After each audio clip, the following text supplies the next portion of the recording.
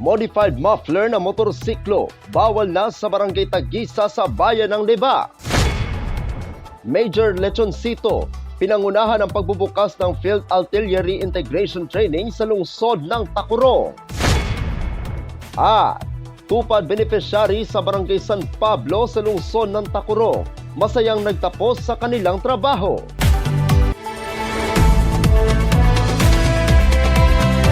Yan ang ulo ng mga balita sa Sultan Kudarat Headliners.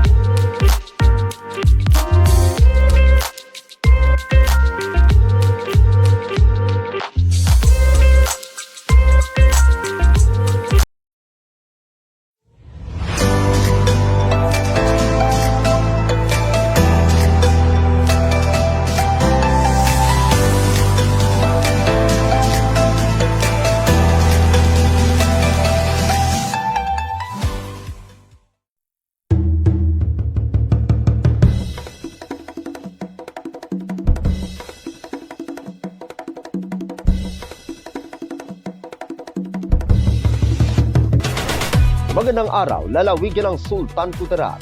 Narito na ang mga pangunahing balita sa Sultan Kudarat Headliners ngayong Oktubre 17, taon 2024.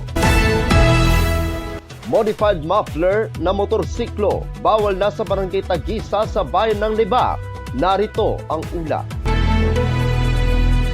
Nagpaalala si Punong Barangay Albert Duasin ng Barangay Tagisa sa pamamagitan ng kanyang Facebook post tungkol sa mahigpit na pagbabawal ng paggamit ng open pipe o bora-bora na tambutso simula sa Lunes, ika-21 ng Oktubre taong kasalukuyan.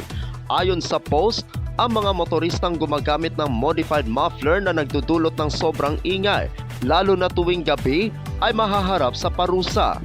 Sino mang mahuhuli na gumagamit ng open pipe ay ipatatanggal at sisirain ang kanilang tambutso bilang bahagi ng kampanya ng Barangay Tagisa, Bayan ng Liba laban sa noise pollution. Hinihikayat ang mga motorista na sumunod upang maiwasan ang multa at pagkumpiska ng kanilang mga motorsiklo. Layunin ng regulasyong ito na panatilihin ang katahimikan sa barangay lalo na sa mga oras ng gabi. Ako ang inyong kaibigang Apolinario Terdi Valencia para sa Sultan Kudarat Headliners.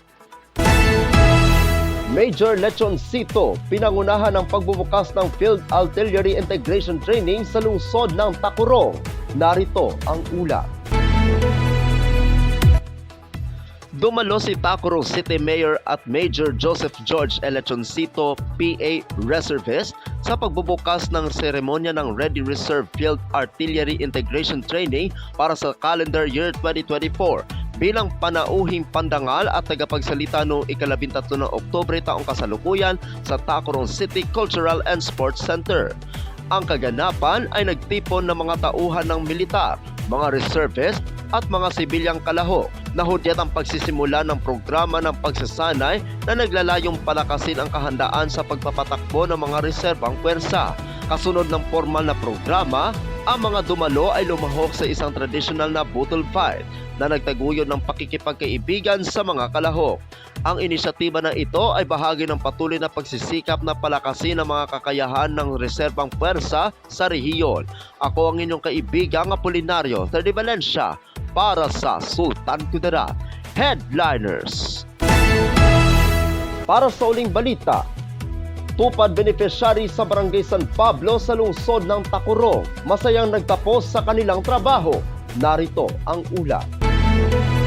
Sa ika-4 at huling araw ng pagtatrabaho ng mga tupad beneficiaries ay naging masaya dahil madali lang ang trabaho, tanging pamumulot lamang ng basura ang ginawa na mula sa crossing ng National Highway kung saan matatagpuan ang simbahan ng Iglesia ni Cristo hanggang sa checkpoint sa pagitan ng Barangay San Pablo at San Emanuel at pabalik sa lugar kung saan nagsimula ay nakalikom ng isang truck na basura. Matatandaan na simula noong Lunes, ika-14 hanggang 16 ng Oktubre taong kasalukuyan ay nilinis nila ang diversion road ng barangay na pinutol ang mga damo at pinulot ang basura na nagkalat sa mga daan. Na mula ika-6 hanggang 8 ng umaga ay naging trabaho sa 2 oras na natutunan ng mga beneficiaries ang kalinisan sa kapaligiran at bayanihan na sa pagtulong-tulong ng lahat naging maayos at mabilis ang trabaho. Naging katuwang si Punong Barangay Jesser Rivera Sr.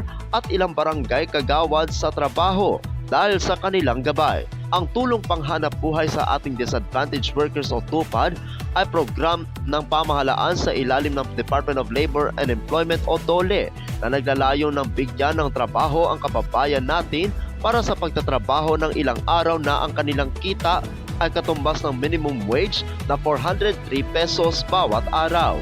Inaasahan sa susunod na linggo na matatanggap ng mga TUPAD beneficiaries ang kanilang sahod sa ilang araw na pagtatrabaho. Ako ang inyong kaibigang Apolinario Thirty Valencia para sa Sultan Kudarat Headliners.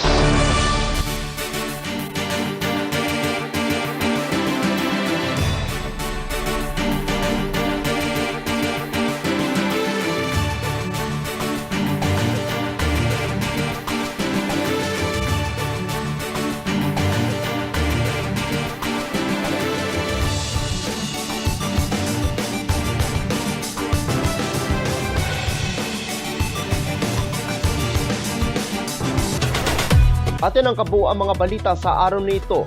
Mga balitang kailangan ninyong malaman. Balitang walang kinakampihan. Balitang totoo. Balitang may dalang aral at inspirasyon. Ito ang Sultan Kudarat Headliners. Hanggang bukas, maraming salamat at magandang araw, kaibigan.